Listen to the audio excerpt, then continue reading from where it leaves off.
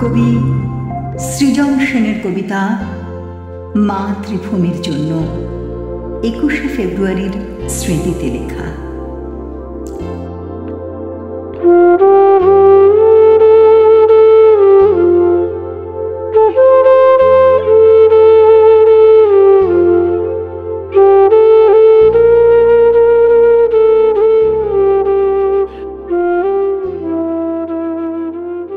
আমার বয়স তখন কতই বা, 4 কিংবা 5, অথচ আমার স্মৃতিকে আজও অন্ধকার করে দেয় সেই সময়ের এক রাশ কালো ধোঁয়া। কুণ্ডলি পাকিয়ে পাকিয়ে যে ধোঁয়া আকাশে মিলিয়ে যাচ্ছিল। আমাদের বাড়ির শেষ প্রান্তে বড় বট গাছটার নিচে দাঁড়িয়ে সবাই ভিড় করে সেই ধোঁয়া দেখছিল। আমিও মায়ের কোলে চড়ে সেই ধোঁয়া দেখছিলাম। সবাই আতঙ্কে রায়ট লাগছে, রায়ট লাগছে বলে ছোটাছুটি করছিল।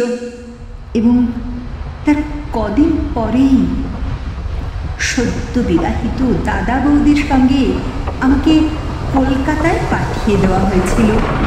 আমি ছেড়ে এসেছিলাম আমার মাকে, আমার বাবাকে, ছেড়ে এসেছিলাম আমাদের সেই বুড়ো বট গাছ, টিনের চালাওয়ালা গোবর লেপা বেড়ার ঘর, বাড়ির পেছনে পুকুর, পুকুর পাড়ের মোনা গাছ এবং আমার প্রিয় কাজলা দিদিকে।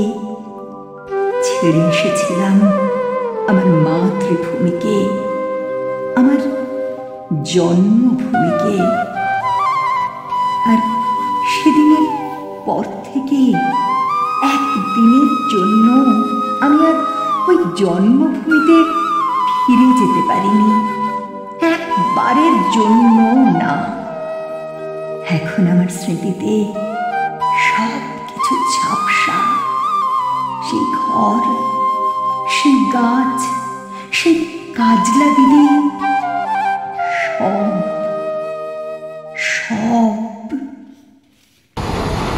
চাঁদপুর থেকে স্টিমারে করে গোয়ালন্দ, গোয়ালন্দ থেকে ট্রেন। দর্শনায় আমাদের বাক্স প্যাঁটরা ওলট পালট। এবং অবশেষে এক সন্ধেবেলা শিয়ালদা স্টেশনে।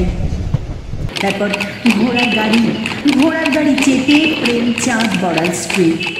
প্রেমচাঁদ বড়াল স্ট্রিটের 3.5 হাত চওড়া এক অন্ধ গলি। সেই অন্ধ গলির 11 বি নম্বর বাড়িতে একটি ঘর। সেই ঘরে দাদা বৌদির সঙ্গে খাঁচায় বন্দি আমি, যার মুখে তখন নোয়াখাইল্লা ভাষার টান। আমি যাকে দেখলেই প্রাইমারি স্কুলের ছেলেরা কানের উপর উবুড় হয়ে চিৎকার করে বলতো, বাঙ্গালো রস খাইলো, ভাঁড় ভাঙিল, পয়সা দিল না, পয়সা দিল না। সে আমি, চারদিকের ওই টিটকারির ভয়ে নিজের বাঙালপনাকে গোপন করার জন্য প্রাণপণ চেষ্টা করতে করতে ধীরে ধীরে যখন অন্য মানুষ হয়ে উঠছিলাম, ঠিক তখনই আমার জন্মভূমি থেকে বাবার একখানা চিঠি এসেছিল। সবাই সে চিঠি নিয়ে জোরে জোরে আলোচনা করছিল এবং আমি শুনেছিলাম ঢাকায় নাকি গুলি চলেছে, গুলি। বহু বছর পরে জেনেছিলাম সেই গুলি চলেছিল তাদের উপর, যারা আমাদের মাতৃভাষা বাংলার মর্যাদা রক্ষা করতে ওপার বাংলায় লড়াই শুরু করেছিল। শুনেছিলাম তারা নাকি পুলিশের বন্দুকের সামনে জামার বোতাম খুলে চিৎকার করে গাইছিল, ওরা আমার মুখের কথা কাইড়া নিতে চায়, ওরা আমার মুখের কথা কাইড়া নিতে চায়।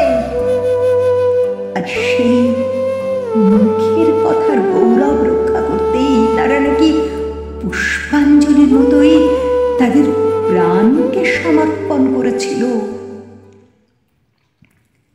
আর এবার বাংলায় আমি আমার সমস্ত বাঙালপনাকে ঝেড়ে ফেলে তখন ধীরে ধীরে হয়ে উঠছি কেতাদুরস্ত অন্য এক মানুষ।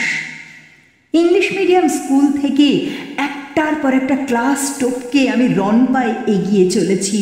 ইংরেজিতে কথা বলায়, চালচলনে, আদব কায়দায় আমি তখন সবাইকে মুগ্ধ করতে পারি। রাম ব্যানার্জি লেনের বাড়ি ছেড়ে আমরা উঠে এসেছি কলকাতার এক অভিজাত পাড়ায়। কেউ আর আমায় বাঙাল বলতে সাহস পায় না, বরং একটু সমীহ করেই চলে। আমার দাদা, আমার বৌদি আমাকে নিয়ে গর্ব করে। আমাদের ভূতপূর্ব বাঙাল জীবনকে আমরা তখন রীতিমতো ঘৃণা করতে শিখে গেছি। তারপর থেকে আমার জীবনে শুধুই চড়াই। আমি এখন এক সাহেবী কোম্পানির নামী অফিসার। যে কোম্পানির অভিভাবক এক নামজাদা বহুজাতিক কোম্পানি, সেই কোম্পানির স্বার্থে আমি এখন দেশে বিদেশে ঘুরে বেড়াই।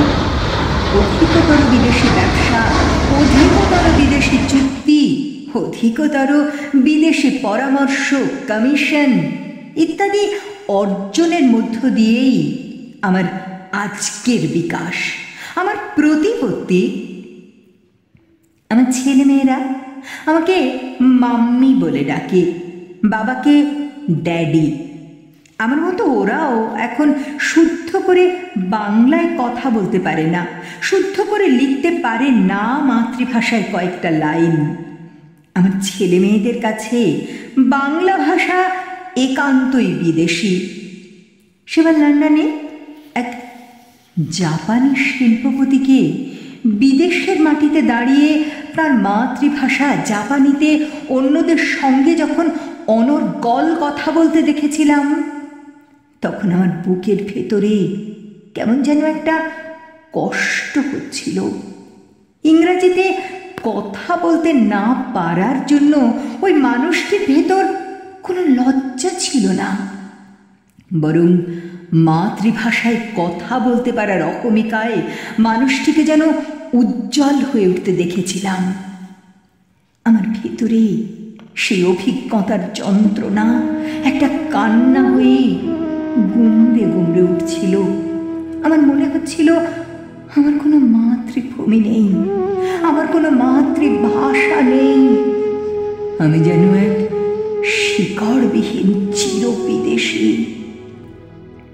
তাই মাতৃভাষার জন্য যারা জীবন দেয় তারা কেমন মানুষ আজ আমার ভীষণ জানতে ইচ্ছে করে।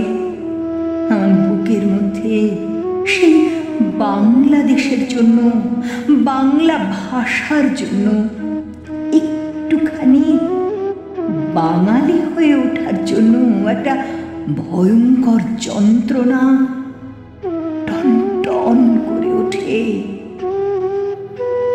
টন টন করে ওঠে।